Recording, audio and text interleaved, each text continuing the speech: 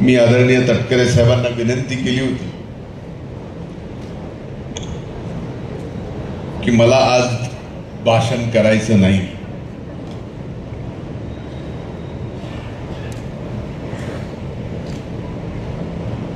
कारण सांगितलं नाही,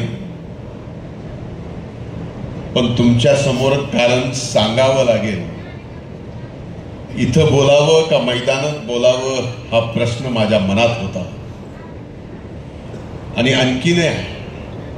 म्हणून आज आपल्या सर्वांची क्षमा मागून इथे आपण ज्या कामासाठी आलो ते काम आपल्याला माहिती आहे, आजपर्यंत ते करत आलो तेही आपल्याला माहिती आहे. पण आज तटकरे साहेब निर्धार नवपर्वाच्या निमित्तानं आपल्या सर्वांना एकत्रित करून बीडने एक आगळा वेगळा इतिहास संघटनेच्या माध्यमातून महाराष्ट्राला दाखवावा याच अपेक्षेने ते आलेत आणि आपण सर्वजण मिळून राष्ट्रवादी काँग्रेस पक्षाची बीड जिल्ह्याच्या प्रती असणारी अपेक्षा नक्कीच पूर्ण करू हे वचन आदरणीय तटकरे साहेबांना आपण या निमित्ताने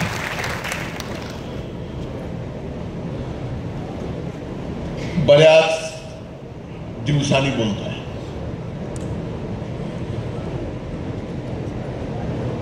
राज न बोलण्याची डबल सेंचुरी माझी झाली आहे. 200 दिवस न बोलता काढल्यात आणि या 200 दिवसामध्ये ज्या ज्या गोष्टी झाल्या त्यापैकी एक गोष्ट मला नक्कीच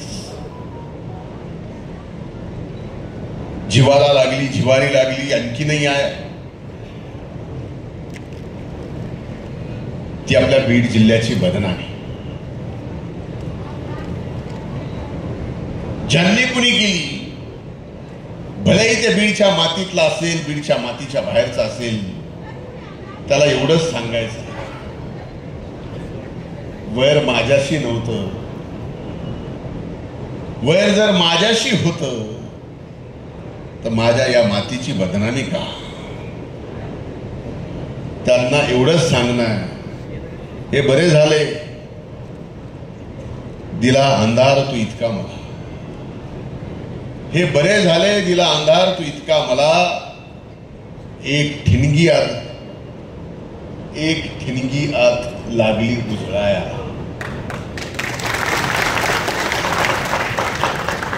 आणि ज्यांनी बाहेरून येऊन या जिल्ह्यात मधल्या काळात एक घटना, एक व्यक्ती, एक जिल्हा, एक माती, एक मतदारसंघ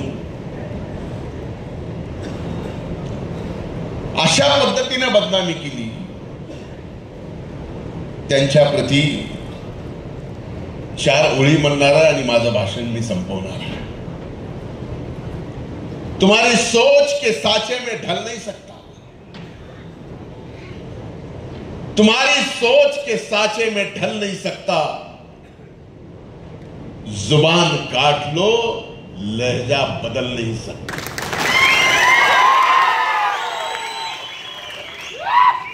जुबान काट लो लहजा बदल नहीं सकता.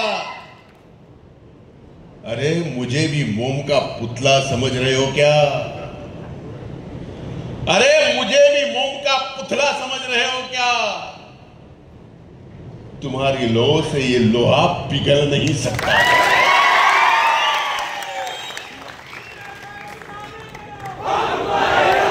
आज अनेक दिवसानंतर